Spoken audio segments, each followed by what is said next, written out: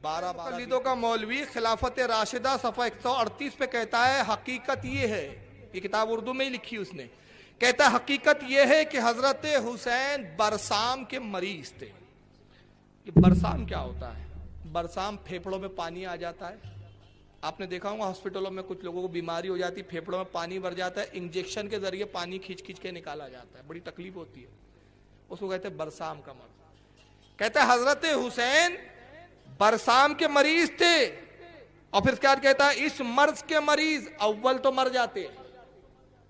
कहता अगर किसी को बीमारी हो जाए तो बचता नहीं है, पहले तो ये होता कि या तो मर जाए और अगर बच जाए तो पागल हो जाते हैं। बात आपके शायद समझ में नहीं आई। माज़अल्लाह अस्तग़फिरुल्लाह कहना क्या चाह रहा है, अपनी गलाजत को मखमल के कपड़े में लपेट कर पेश कर रहा है कमबख्त। गैर मुक़ल्लिद को मैं चैलेंज करता हूं, अपने माँ की अगर हलाली औलाद हो तो किसी एक रिवायत से बता दो कि इमाम हुसैन को ये बीमारी थी। सुभान अल्लाह। अरे जहाँ हुसैन हो वहाँ मर्द नहीं होता, जहाँ मर्द हो वहाँ हुसैन नहीं हो सकता। बेशक सुभान अल्लाह हक़ है। वो तो खुद अपने आप में एक शिफा थे, उनके लवाब शिफा थे। सुभान अल्लाह।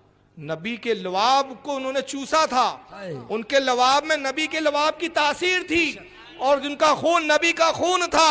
नबी ने तो अपनी जिंदगी में ही सहाबा और लाखों सहाबा के सामने ये बशारत दे दी थी, हुसैन मिन्नी वाना मिनल हुसैन, हुसैन मुझसे है मैं हुसैन से हूं। सुभान अल्लाह। वहां क्या बीमारी का दखल? लेकिन झूठा एक रिवायत, झूठी तोहमत करते कहता है इमाम हुसैन बरसाम के मरीज थे, फेफड़ों में पानी भर गया था। ऐसे मरीज बचते नहीं है, बच जाए तो पागल हो जाते। अब हुसैन तो बच गए थे तो नौजुबिल्लाह बचे तो पागल हुए, और पागल हुए तो क्या हुआ, यजीद जैसे बादशाह से टकरा गए, बच्चों को कत्ल करवा दिया, शहीद करवा दिया। तो ये जो कुछ वाक़यात करबला हुई ये सब इमाम हुसैन का पागलपन था।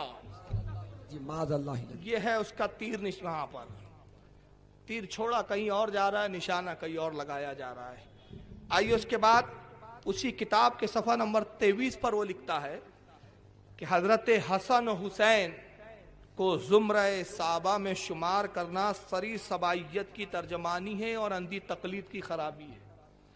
कहता है इमाम हसन हुसैन सहाबी थे ही नहीं, उनको सहाबी के दायरे में लाना ये सबाइयत, सबाई फितना था जिसमें हजरत उस्मान गनी को शहीद किया गया था। तो वो जो तबका था जो उस्मान गनी को जिन्होंने शहीद किया वो मोहब्बत अहले बैत की ज्यादा दावे करते थे। तो कहता है कि सबाइयत की तर्जमानी है, गोया ये सहाबा से दुश्मनी है, उनको सहाबा शाम में शुमार करना।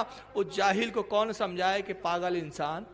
अरे हमारे अइम्मा ने तो अपनी किताबों में वाज़े लिखा कि जिसने ईमान की हालत में एक निगाह भी नबी को देख लिया, बल्कि बाद उलमा ने कहा देखना भी शर्त नहीं है, नबी की एक लम्हा सोबत पाली।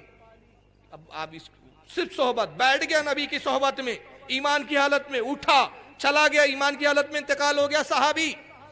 अब देखना शर्त क्यों नहीं लगाई? भाई कोई नाबीना साहबी देख तो नहीं पक सकता ना। हजरत उम्मे अब्दुल्ला इब्न उम्मे मक्तूम जलील कद्र साहबी है, मौज़िन रसूल है, नाबीना थे, उन्होंने तो नबी को देखा नहीं बाज आई, लेकिन साहबी है साहबा के जुमरे में। अब ये इमाम हसन हुसैन को सहाबा के जुमरे से क्यों निकालने की कोशिश हो रही है? कोशिश इसलिए हो रही है कि इमाम तिरमिजी ने जामे तिरमिजी में नकल किया कि नबी ने फरमाया कि जिसने मुझे देखा वो जन्नती, जिसने मेरे देखने वाले को देखा वो भी जन्नती। कहा हुसैन को तो हमें जन्नत में जाने देना नहीं, अगर हुसैन जन्नती तो यजीद जहन्नमी। अरे भाई जो जन्नती से लड़े वो कौन होगा?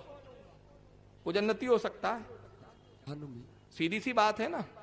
जो हक से टकराए वो कौन होगा? ना हक होगा।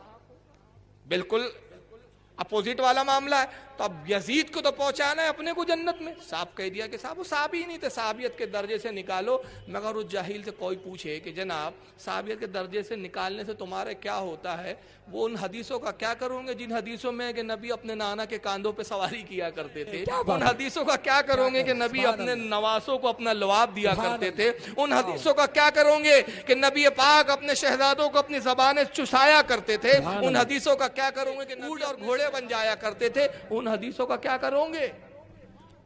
एक झूठ को, एक यजीद को बचाने के लिए कितनी हकीकतों का इनकार करोगे? आइए हकीकतों का एक सरबराह है। झूठी रिवायत इनका खानदानी विरसा है, तबलीगी जमात और अहले हदीस जमात ये दोनों में, लेकिन आज तक फैसला नहीं कर पाया कि बड़ा किसको कहूं और छोटा किसको कहूं। کس معاملے میں کبھی یہ بڑے نظر آتے، کسی معاملے میں یہ چھوٹے نظر آتے، تو کسی معاملے میں یہ بڑے ہو جاتے، یہ چھوٹے ہو جاتے. اب فیصلہ آپ پہ چھوڑتا ہوں، آج دونوں کو دکھاؤں گا کہ آپ فیصلہ کریں بڑا کون ہے چھوٹا کون ہے مگر ایک ہی باپ کی اولاد. ان کا باپ ہے عبد الوہاب نجدی اور دادا ہے ان کا ابن تیمیہ. ایک ہی نسل کے چٹالی جو ہے تھالی کے چٹے بٹے ہیں.